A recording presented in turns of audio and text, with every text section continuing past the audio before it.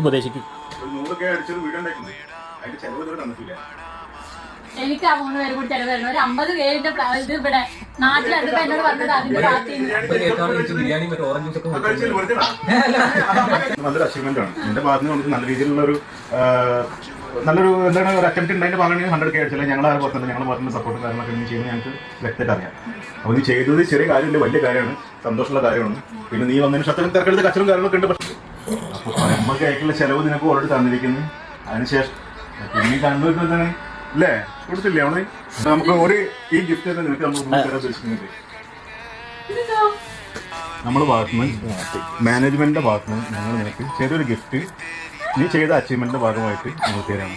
അതിന്റെ വലുപ്പച്ചെറുപ്പം നോക്കണ്ട, പക്ഷെ നീ ചെയ്തതിന്റെ ഭാഗമായിട്ട് നമ്മുടെ ഭാഗത്തുനിന്ന് ഒരു തുടക്കായി മാസം കണ്ടാൽ മതി. ഇത് കണ്ടിന്യൂ ചെയ്യണം. എത്രത്തോളം നീ കണ്ടിന്യൂ ചെയ്യുന്നു, എത്രത്തോളം കൂടുന്നു, അത്രത്തോളം അപ്രീസിയേഷൻ മറ്റുള്ള കാര്യങ്ങൾ ഞങ്ങളുടെ ഭാഗത്തുനിന്ന് ഞങ്ങൾ ചെയ്യും.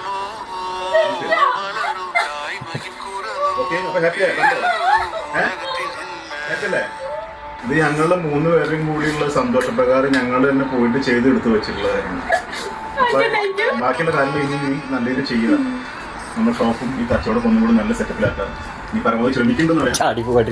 എല്ലാ 100 അല്ലെങ്കിൽ 100K മേലേക്ക് പോകണം നമ്മുടെ കാര്യങ്ങൾ.